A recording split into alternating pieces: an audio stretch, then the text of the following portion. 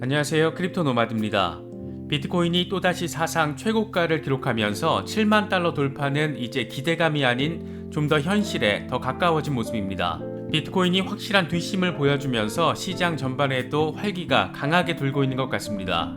이렇게 비트코인이 신고가를 경신해내면서 시가총액 기준 전세계 랭킹 8위를 기록하며 테슬라를 추월했습니다. 이제 실버, 은을 추월하는 것도 시간 문제로 보이는데 더 이상 비트코인의 가치 저장 수단으로서의 의미에 왈가왈부하는 것은 이제 더 이상 의미 없는 일이 아닌가 그런 생각이 들기도 합니다. 비트코인의 이번 상승 랠리 원인을 놓고 여러 가지 분석들이 나오고 있습니다. 먼저 이번 신고가 경신의 뒷심은 선물 시장이 아닌 현물 시장 수요에 따른 것이다. 이 같은 분석이 나오고 있습니다. 레버리지를 통해서 팍 치고 오르거나 빠지는 그런 상황이 아니라 현물 수요 자체가 증가했다라는 것인데 그만큼 매도 측면의 유동성 우려도 낮추는 부분이기도 합니다. 이슈성 호재들도 비트코인의 힘을 뒷받침했습니다. 마스터카드가 아시아 태평양 지역에서 암호화폐 기업들과 제휴해 암호화폐 지원 신용카드를 출시하기로 했고, 짐바브웨가 엘살바도르에 이어서 비트코인을 법정 통화로 결정하기 위한 논의를 진행하고 있다라는 소식도 전해졌습니다. 11월 14일에는 바네크의 비트코인 현물 ETF 승인 가능성도 점쳐지고 있습니다. 리플과 관련해서도 여러 가지 소식들이 전해졌습니다. 먼저 좋은 소식으로는 XRP가 기술적으로 폭발적인 상승을 준비하고 있고 조만간 2.5달러에 도달할 것이다, 이런 전망이 제시됐습니다. 우리 돈으로 치면 3,000원 정도까지 시세를 내다볼 수 있다는 소식인데 듣기만 해도 반갑게 느껴진 것 같습니다. 소송과 관련해서는 법원이 리플 측에 증거를 제때 제시하라, 이렇게 나름 압박성 명령을 재확인하기도 했습니다. 차트적인 상황, 이슈적인 소송 상황 이렇게 골고루 체크하시면 더 좋을 것 같습니다. 비트코인 7만 달러라는 숫자가 다소 비현실적으로 느껴지기도 하지만 어쨌든 현실이 돼가고 있는 그런 모습이 강화되고 있습니다. 그만큼 연말 랠리가 이제 본격화되는 양상까지 함께 보여지고 있는 것인 만큼 여러 소식들 잘 체크하셔서 시장 대응하시면 더 좋을 것 같습니다. 그럼 시작하겠습니다. 먼저 비트코인 상황입니다. 비트코인은 67,000달러를 시원하게 뚫어내면서 장중 신고가를 다시 한번 경신해냈습니다. 앞으로 연일 신고가를 보게 될 것이다, 이런 전망들도 있는데 이런 흐름이라면 정말 그런 일들이 현실화될지도 모르겠습니다. 공포 탐욕 지수는 하루 전보다 9포인트 상승한 84를 기록하면서 탐욕 단계가 극단적인 탐욕 단계로 강화됐습니다. 그만큼 투심이 몰리고 있다는 점을 바라볼 수가 있습니다. 비트코인 도미넌스의 경우에는 소폭 상승해서 다시 44% 언저리를 향하고 있는 모습 보이고 있습니다. 비트코인이 상승 동력을 내보이고 있는 만큼 시장 지배력 역시 키워가고 있는 것으로 볼 수 있습니다. 이번 비트코인의 뒷심 원동력과 관련해서는 여러 분석들이 제시되고 있는데 그만큼 차트적으로도 이슈적으로도 우호적인 상황이 잘 조성됐다라는 점으로도 바라볼 수가 있습니다. 우선 눈에 띄는 것은 이번 상승세는 선물 시장이 아닌 현물 시장의 수요에 힘입은 것이라는 분석입니다. 암호화폐 헤지펀드 아크36의 미켈 모크 이사는 중요한 것은 지금 상승세가 레버리지에 의해 주도되는 것이 아니라 현물 시장에서의 수요 증가 결과로 보여진다라는 것이다. 현재 현물 시장의 매도 측면 유동성은 매우 작다, 이렇게 밝히면서 비트코인 7만 달러가 임박한 것으로 보인다, 이렇게 설명했습니다. 코인데스크 보도 내용을 보면 스위스의 크립토 파이낸스 AG의 시니어 트레이더 다니엘 쿡한도 비슷한 견해를 제시했습니다. 그는 비트코인의 상승은 비트코인 펀딩 금리 또는 영구 선물 시장의 롱 포지션 보유 비용이 낮은 수준을 유지하는 상황에서 현물이 주도하는 것 같다라고 밝혔습니다. 보통 펀딩 금리가 높을 때 과도한 수준의 강세 레버리지를 반영한다라는 점을 의미하는데 8일 오전 기준으로 비트코인의 평균 펀딩 금리는 0.025% 수준으로 지난 3일과 비교했을 때 크게 낮아진 것을 확인할 수가 있습니다. 쿡한은 지난 2주 동안 목격됐던 횡보 움직임과 관련해서는 건강한 조정이었고 시장이 단기 지지선인 58,000달러를 시험하지 않은 것은 강력한 신호다. 7만 달러 조금 위에서 일부 매도세를 목격할 수 있겠지만 비트코인이 그 레벨을 생각보다 빨리 극복할 것으로 추측한다, 이렇게 덧붙였습니다. 이와 함께 미국 국채 실질 수익률 하락도 비트코인의 강세에 한몫을 했다라는 분석도 포함됐습니다. 코인데스크 보도 내용을 보면 일본 암호화폐 거래소 비트뱅크의 분석가 하세가와 유야는 실질 국채 수익률 또는 인플레이션 조정 국채 수익률 하락이 비트코인의 상승 배경일 수 있다라는 의견을 제시했습니다. 하세가와는 코인데스크와의 이메일 인터뷰에서 인플레이션 우려로 인한 실질 수익률 하락이 비트코인의 최근 랠리를 만든 것일 수 있다라고 분석했습니다. 실제로 미국 재무부 데이터를 보면 지난 5일 기준으로 10년 만기 국채 실질 수익률이 마이너스 1.09%로 8월 30일 이후 최저 수준이라는 것을 확인할 수가 있습니다. 인플레이션이 현실화되면서 그 후폭풍으로 비트코인의 해지 수단으로서의 가치가 더 주목받고 있는 것으로도 해석할 수 있는 그런 부분입니다. 이슈적인 호재도 여러 전해졌습니다. 요즘 암호화폐 업계의 숨은 설계자로도 불리는 마스터카드가 부쩍 암호화폐 시장에 깊숙하게 들어오고 있는 모습 보이고 있는데, 이번에는 아시아 태평양 지역에서 암호화폐 기업들과 제휴해서 암호화폐 지원 신용카드를 출시하기로 했습니다. 마스터카드는 아시아 태평양 지역에서 암호화폐 지원 카드를 출시하기 위한 계획의 일환으로 세계 지역의 주요 암호화폐 기업들과 제휴를 맺었습니다. 홍콩의 엠버그룹, 호주의 코인자, 그리고 태국 시암 상업은행의 비트쿱 등입니다. 이번 제휴로 인해서 아시아 태평양 지역 소비자와 가맹점은 조만간 암호화폐 지원 직불카드와 신용카드 등을 이용할 수 있게 됩니다. 어쩌면 엘살바도르에 이어서 비트코인을 법정화폐로 채택하는 것은 짐바브웨가 될지도 모르겠습니다. 짐바브웨 정부가 암호화폐 결제 서비스를 합법화하는 방안을 검토 중이라는 소식도 전해지면서 비트코인 시장에는 나름의 호재성 이슈로도 작용한 모습입니다.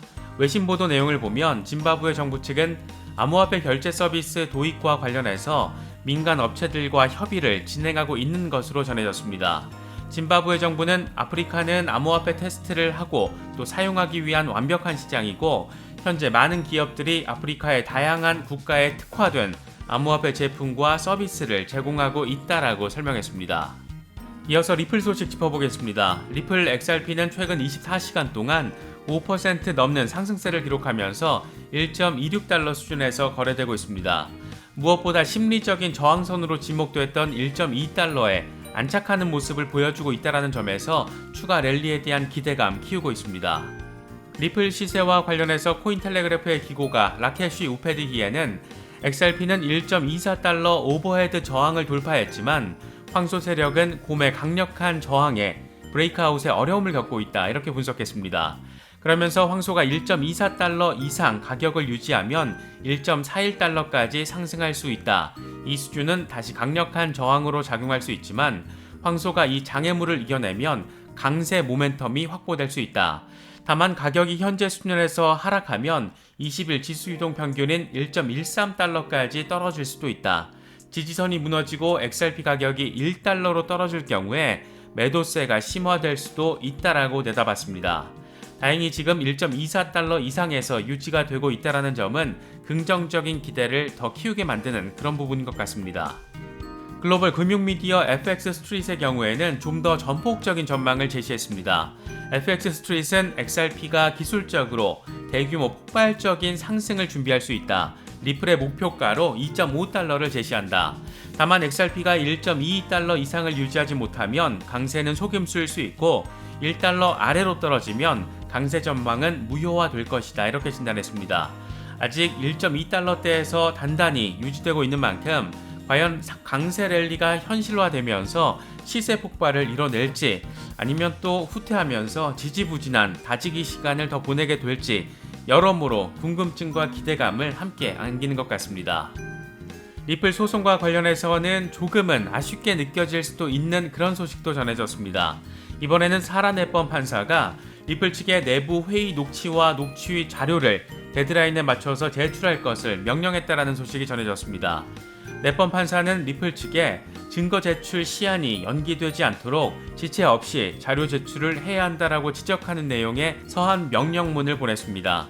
이에 따라서 SEC와 리플은 SEC의 요구에 부합하는 자료를 결정하기 위한 합의를 진행해야 하고, 여기서 결정된 자료들을 법원에 제출해야 합니다. 이 자료들은 모두 SEC가 요청한 것이어서 얼핏 법원이 SEC의 편들기로 비춰질 수도 있겠지만 의혹 없이 명확한 판단을 하기 위한 것으로도 바라볼 수 있는 만큼 막연한 악재성 정보로 수용하는 것도 적절하지는 않은 것 같기도 합니다. 현재 법원이 명령한 리플의 내부 회의 관련 녹취와 영상 자료는 SEC가 지난 8월부터 법원에 요청했던 자료들입니다. 당시 SEC가 명확한 증거도 없이 덜컥 소송부터 내고 뒤늦게 먼지털이식으로 증거 확보에 나서는 것 아니냐, 이런 비난 여론이 쇄도하기도 했었는데, 법원은 이런 SEC 요청을 일단은 받아들였고 이후 양측은 합리적인 검사에 대해서 자료 제출에 합의하기로 했습니다. 하지만 10월로 접어들면서 리플 측은 SEC가 합의에 따르지 않는다라면서 자료 요청이 불합리하다 이렇게 반박하기도 했습니다. 그만큼 해당 자료를 둘러싸고 양측은 팽팽한 기싸움을 벌여왔다라는 점, 지금도 그런 분위기가 이어지고 있다라는 점을 바라볼 수가 있습니다. 리플 소송은 일단 12월 6일까지는 지금처럼 안개 속에서 펼쳐질 것으로 예상할 수가 있을 것 같습니다. 앞으로의 핵심 스케줄을 잠시 보면 11월 12일은 엑스퍼트 디스커버리에서 논점으로 다룰 부분들에 대해서 양측이 합의한 것들, 그러니까 법정 다툼이 될 논쟁 지점들을 정리해서 법원에 제출해야 합니다. 또 12월 6일까지 SEC는 법원이 명령한 여러 가지 것들을 법원에 제출해야 합니다. 그만큼 숙제거리들이 많이 남아있는 것으로도 볼 수 있는데, 가장 대표적인 것만 짚어보면 SEC는 어떤 기준으로 이른바 하위 테스트를 XRP에 적용했는지 법원에 구체적으로 설명을 해야 합니다. 과연 XRP가 판매 계약 과정에서 어떤 부분이 이익의 기대가 있었다는 것인지, 왜 그게 증권이 기준이 되는 것인지, 이런 이번 소송의 맹점들, 이런 것들을 정확하게 설명을 해야 합니다. 또 SEC는 리플사가 XRP 가격 상승에 영향을 미쳤다라고 주장하면서 소송을 내는데, 이에 대해서도 어떤 기준으로 그런 것을 판단을 했는지 12월 6일까지 역시 법원에 설명 자료를 제출해야 합니다.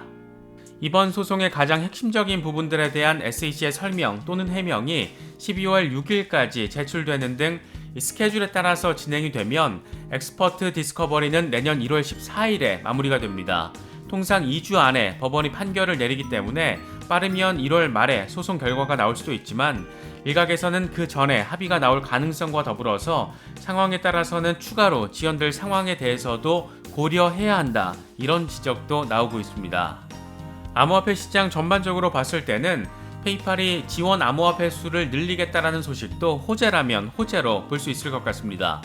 페이팔은 3분기 실적 발표에서 암호화폐 매매를 포함해 전체 거래 매출이 56억 1천만 달러를 기록해서 전년 동기 대비 10% 늘었다라고 밝혔습니다. 페이팔은 이 자리에서 지원 암호화폐 수를 늘릴 계획이라는 점도 함께 공개했는데, 암호화폐 최초 구매자 수가 15% 늘었고 암호화폐 구매자의 페이팔 방문 횟수가 구매 전보다 2배 늘었다라고 설명했습니다. 쉽게 말해서 장사가 되니까 지원 암호화폐 수를 늘리겠다, 이런 결정을 내린 것으로 볼 수 있습니다. 시장이 전반적인 활기를 보이고 있습니다. 대장들의 뒷심이 상당하다라는 점을 잘 참고하셔서 시장 대응도 잘 하시고 그만큼 목표하신 부분들 잘 성취하실 수 있으면 좋겠습니다.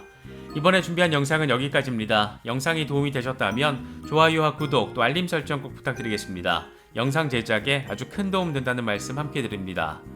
언제나 성토하시기를 기원하겠습니다. 시청해주셔서 감사합니다. 지금까지 크립토 노마디였습니다.